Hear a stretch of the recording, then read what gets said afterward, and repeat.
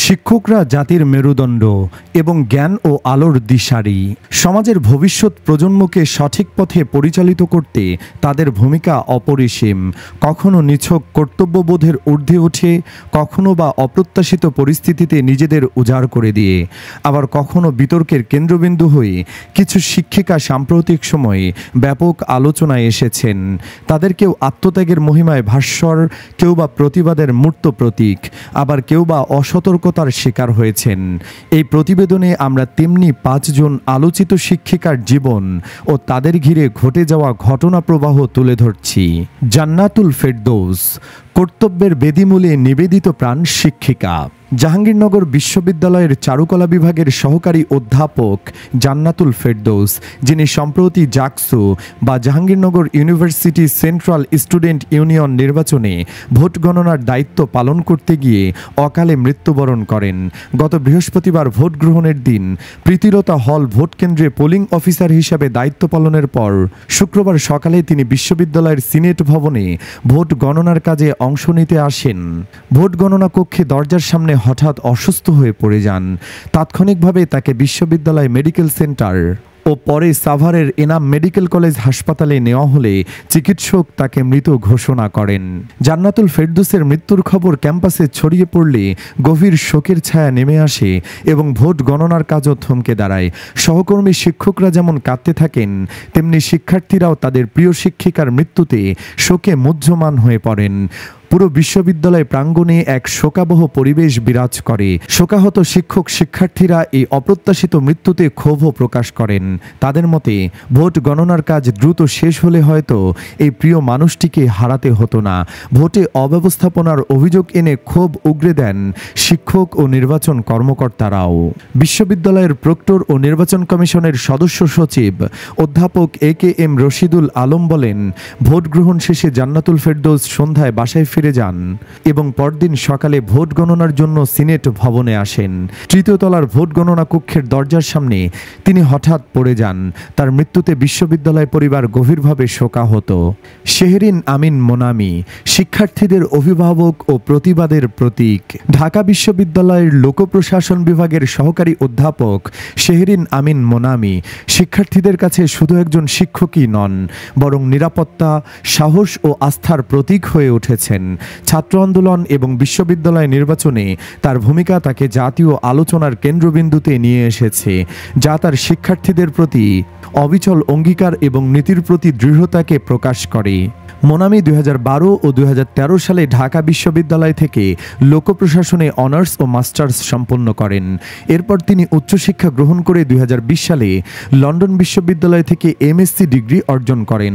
পরবর্তীতে তিনি শিক্ষক হিসেবে দায়িত্বে তার নিজ প্রতিষ্ঠানে ফিরে আসেন। তার নিবেদিত শিক্ষকতা, গবেষণা এবং শিক্ষার্থীদের সাথে সৌহার্দ্যপূর্ণ সম্পর্ক তাকে দ্রুতই ক্যাম্পাসে একজন জনপ্রিয় শিক্ষিকা হিসেবে প্রতিষ্ঠিত করে। 2024 সালের 31 জুলাই কোটা সংস্কার আন্দোলনের অংশ হিসেবে মার্চ ফর জাস্টিস কর্মসূচির সময় এক যুগান্তকারী ঘটনা ঘটে। দোয়েল চত্বর ও হাইকোর্টের মাঝামাঝি এলাকায় শিক্ষার্থীরা বিক্ষোভ করার সময় একজন ছাত্রকে পুলিশ গ্রেপ্তার করে। মোনামি তার সহকর্মী নুসরাত জাহান চৌধুরীকে সাথে নিয়ে সাহসিকতার সঙ্গে হস্তক্ষেপ করেন এবং আটককৃত শিক্ষার্থীদের ছাড়ানোর চেষ্টা করেন। পুলিশের সঙ্গে ধস্তাধস্তির সময় মোনামি আহত হলেও তিনি তার প্রতিবাদ চালিয়ে যান। তার জোরালো উক্তি, আমাদের শিক্ষার্থীদের জন্য এখন না দাঁড়ালে পরে কিভাবে তাদের সামনে ক্লাস নেব, গণমাধ্যম ও সামাজিক যোগাযোগ মাধ্যমে দ্রুত ছড়িয়ে পড়ে এবং শিক্ষার্থীরা অধিকারের জন্য তার দৃঢ় সমর্থনের চিত্রকে আরও স্পষ্ট করে তোলে। সম্প্রতি 2025 সালের আগস্টে মোনামি ঢাকা বিশ্ববিদ্যালয়ের সহকারী প্রক্টর হিসাবে নতুন দায়িত্ব গ্রহণ করেন। 2025 সালের ডাকসু নির্বাচনে তিনি টিএসসি কেন্দ্রের নিরাপত্তা ইনচার্জ হিসাবে দায়িত্ব পালন করেন। এ সময় তিনি বিশ্ববিদ্যালয়ের নিয়মাবলী কঠোরভাবে মেনে চলেন এবং কেন্দ্রের 100 গজের মধ্যে কাউকে অননুমোদিত প্রবেশ করতে দেননি। তার এই দৃঢ় অবস্থানের কারণে কিছু ছাত্রদলীয় নেতাকর্মীদের সাথে তার তীব্র বিতর্ক সৃষ্টি হয়, এমনকি তারা তাকে রাজাকার বলেও অভিযুক্ত করে। মোনামি তার মর্যাদা বজায় রেখে উত্তর দেন, আমি কখনোই পক্ষপাতিত্ব করিনি, আমি শুধু শিক্ষক হতে চেয়েছি। তাহলে আজ কেন এই অভিযোগ? তার এই উক্তি তার সততা ও ন্যায়নিষ্ঠতাকে আরও স্পষ্ট করে তোলে। মাহরিন চৌধুরী, আত্মত্যাগের মহিমা ও শিক্ষিকার শাশ্বত রূপ।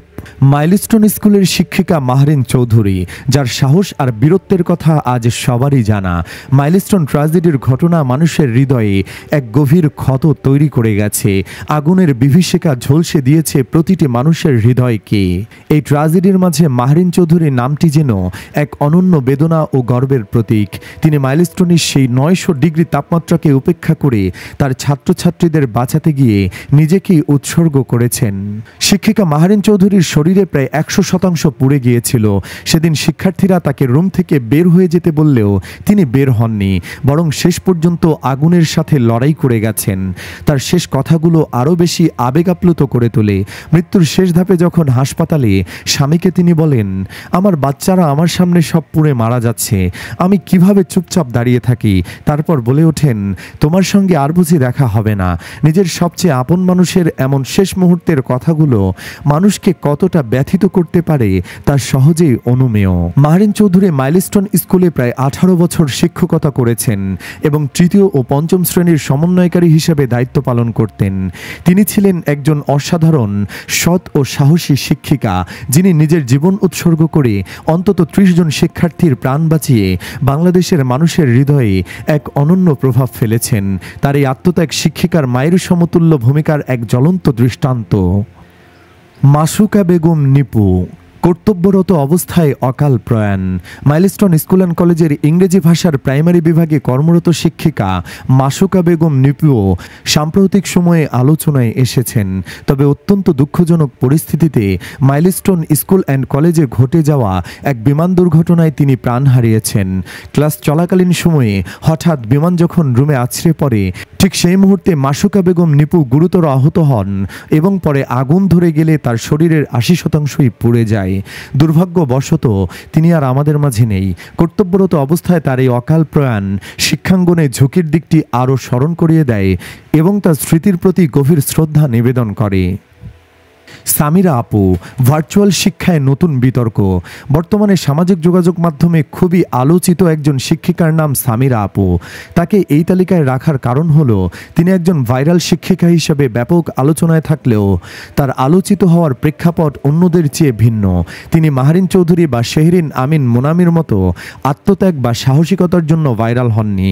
সামিরা আপু ভাইরাল হয়েছেন তার ব্যক্তিগত রোমান্টিক দৃশ্য লাইভ ক্লাসে শেয়ার করার মাধ্যমে। অন্বেষণ কোচিং সেন্টারে হিসাব বিজ্ঞান লাইভ ক্লাস চলাকালীন সময়ে সামিরা আপু হয়তো অসাবধানতাবশত তার স্বামীর সাথে রোমান্টিক মুহূর্তে চলে যান। সম্ভবত তারা বুঝতে পারেননি যে লাইভ ক্লাসটি তখনও চলছিল। এরপর এই লাইভ ভিডিও সামাজিক যোগাযোগ মাধ্যমে দ্রুত ভাইরাল হয়ে যায়। শিক্ষিকা যেখানে মায়ের সমতুল্য বলা হয়, সেখানে লাইভ ক্লাসে এসে এমন অপ্রত্যাশিত দৃশ্য উপস্থাপন করা সমাজের কাছে এবং শিক্ষা কমিউনিটির কাছে নানা প্রশ্ন ও বিতর্কের জন্ম দিয়েছে। এটি অনলাইন শিক্ষার প্রেক্ষাপটে শিক্ষকদের পেশাগত আচরণের সীমা এবং ব্যক্তিগত ও পেশাগত জীবনের ভারসাম্যের গুরুত্ব তুলে ধরেছে। এই 5 জন শিক্ষিকা তাদের ভিন্ন ভিন্ন অভিজ্ঞতা এবং ভূমিকার মাধ্যমে সমাজের সামনে শিক্ষকদের বহুমাত্রিক চিত্র তুলে ধরেছেন। জান্নাতুল ফেরদৌস এবং মাসুকা বেগম নিপু কর্মস্থলে অকাল প্রয়াণের মাধ্যমে তাদের কর্তব্য পরায়ণতার চূড়ান্ত দৃষ্টান্ত স্থাপন করেছেন। মাহরিন চৌধুরীর আত্মত্যাগ এবং শেহরিন আমিন মোনামির সাহস ও নীতিবোধ তাদের শিক্ষার্থীদের কাছে অভিভাবক এবং প্রতিবাদের প্রতীক হিসেবে চিরস্মরণীয় করে রাখবে। অন্যদিকে সামিরা আপুর ঘটনা ভার্চুয়াল শিক্ষায় পেশাগত আচরণের নতুন চ্যালেঞ্জগুলো উন্মোচন করেছে। এই শিক্ষিকারা সমাজের শিক্ষক সম্প্রদায়ের বৈচিত্র্যপূর্ণ ভূমিকা এবং প্রতিকূলতা ও সাফল্যের মধ্যে তাদের পথচলাকেই প্রতিফলিত করেন। তারা আমাদের মনে করিয়ে দেন যে শিক্ষকতা শুধু একটি পেশা নয়, এটি একটি ব্রত, যেখানে ব্যক্তিগত জীবন, সামাজিক দায়বদ্ধতা এবং নৈতিকতা এক অবিচ্ছেদ্য অংশ। সুপ্রিয় দর্শক, ভিডিওটিতে আলোচিত এই শিক্ষিকাদের মধ্যে আপনার প্রিয়কে কমেন্টে যে কোনো একজনের নাম জানাতে পারেন।